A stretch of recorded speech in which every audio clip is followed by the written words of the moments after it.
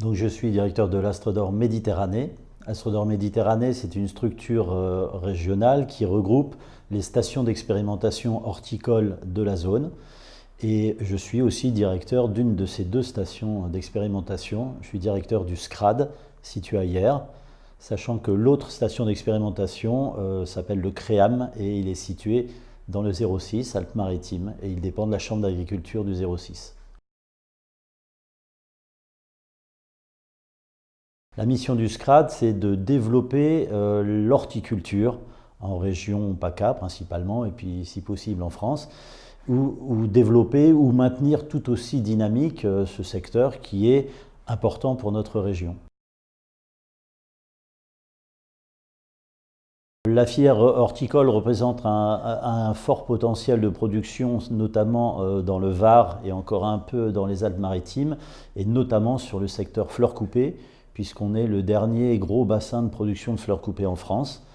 On dispose de marchés spécifiques, la SICA marché aux fleurs sur Hyères et encore le Mine sur Nice. C'est une filière qui fait vivre encore beaucoup d'entreprises. On estime à près de 3000 emplois induits rien que dans le Var. Donc c'est potentiellement quelque chose d'important qu'il faut développer ou en tout cas accompagner parce que nous sommes soumis à une concurrence internationale très forte. Alors de la part de nos voisins proches, Italie, Espagne pour tout ce qui est pépinière, mais de la part du monde entier et des pays tiers comme le Kenya, l'Éthiopie, l'Équateur et autres pour le secteur fleurs coupées. Donc c'est vraiment un secteur qui a besoin de beaucoup d'accompagnement, de beaucoup d'innovation, de façon à rester compétitif.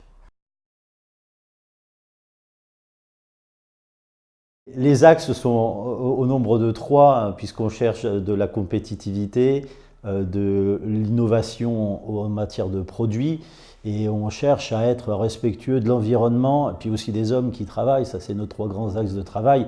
La priorité, ça reste pour l'instant la protection des plantes, être capable de produire des végétaux de la même qualité qu'avant, qualité sanitaire, avec la disparition de tous les pesticides, et cette recherche d'un impact sur l'environnement réduit au strict minimum. Ça, c'est la priorité numéro 1. Ensuite, on travaille beaucoup sur tout ce qui est innovation produit, de façon à se démarquer de la concurrence et être capable aussi de sortir des produits maintenant adaptés à nos nouvelles conditions de production qui sont à la fois climatiques, puisqu'on a des changements, mais aussi à la fois liés aux évolutions de nos clients, que ce soit les collectivités des villes qui demandent des végétaux plus rustiques, que ce soit nos clients qui demandent des végétaux produits dans des conditions plus propres. Donc à chaque fois, on essaye de s'adapter à toute cette demande.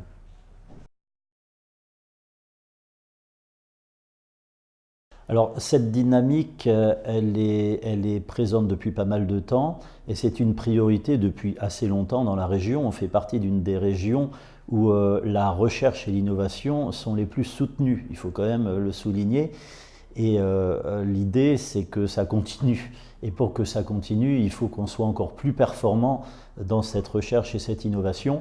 Et la performance vient aussi de notre capacité à dépasser le clivage des filières. Il est vrai qu'une technique de production sous abri, que ce soit pour de l'ornement ou du légume, on retrouve globalement les mêmes problématiques, les mêmes bases. Et réussir à travailler tous ensemble, c'est déjà une manière de progresser et aussi de mieux valoriser les fonds qu'on nous attribue, parce qu'il y a aussi derrière des notions d'économie et de meilleure valorisation des crédits alloués.